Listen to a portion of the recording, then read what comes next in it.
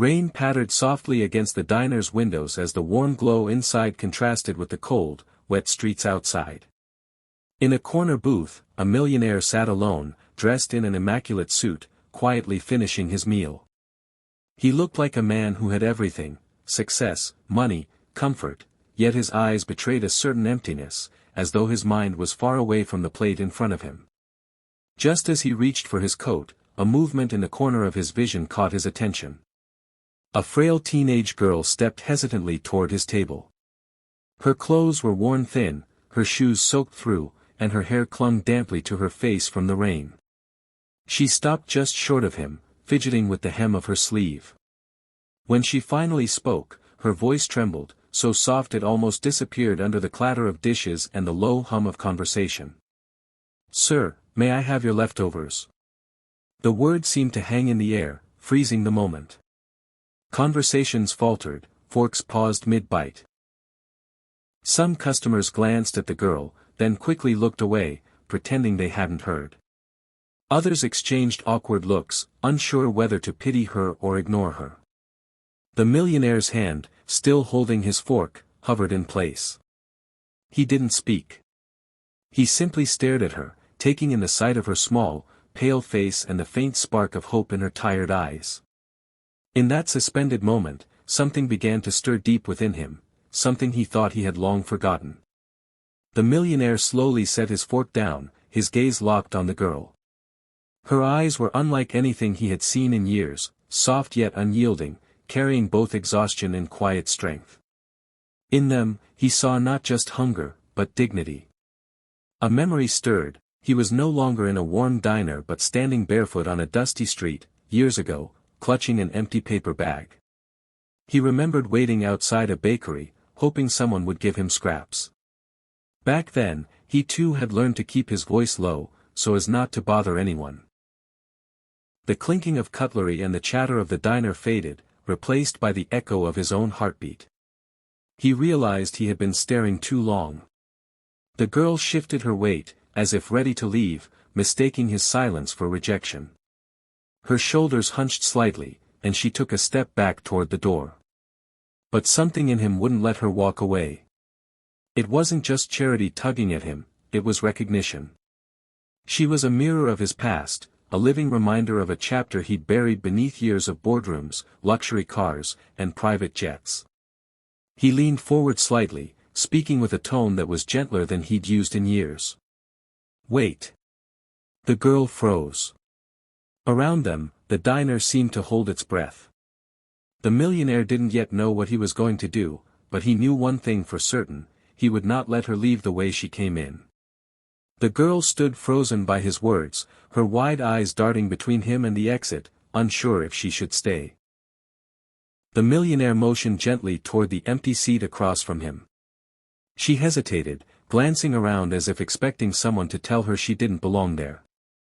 But his steady gaze held no judgment, only quiet insistence. Slowly, she slid into the booth. The waiter, clearly puzzled, approached. Instead of pushing his half-eaten plate toward her, the millionaire ordered a fresh, hot meal, one of the best on the menu. The girl's lips parted in surprise, and for a moment, she looked as though she might cry. When the food arrived, steam rising in soft curls, her hands trembled as she picked up the fork.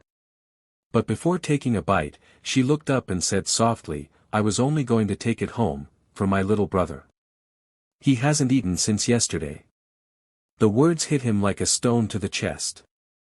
He pictured a boy somewhere out there, waiting in the cold, counting on her.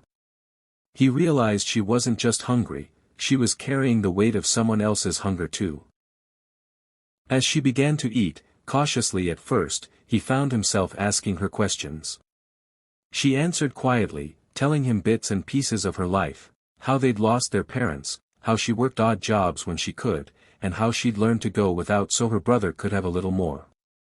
The more she spoke, the more something deep within him began to change. By the time her plate was nearly empty, the millionaire's mind was no longer on the food in front of him. He was thinking about her brother, about the nights they must have spent cold and hungry, about the way life had forced her to grow up far too soon.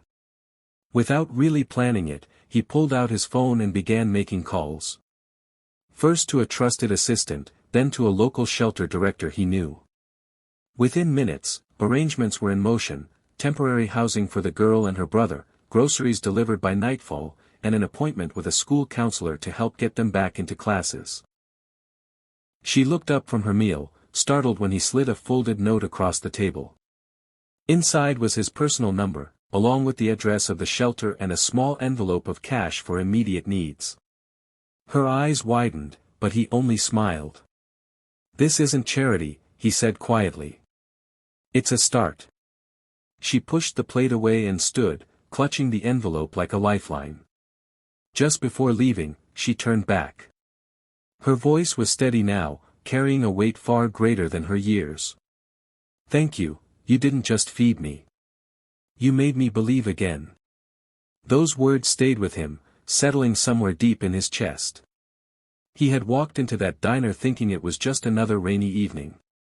But as she stepped out into the wet night, he realized he had been given something he hadn't known he was missing, a chance to be the man he once hoped to become.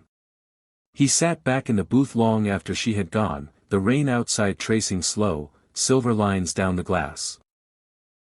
The untouched bill lay on the table, but his thoughts were far from money.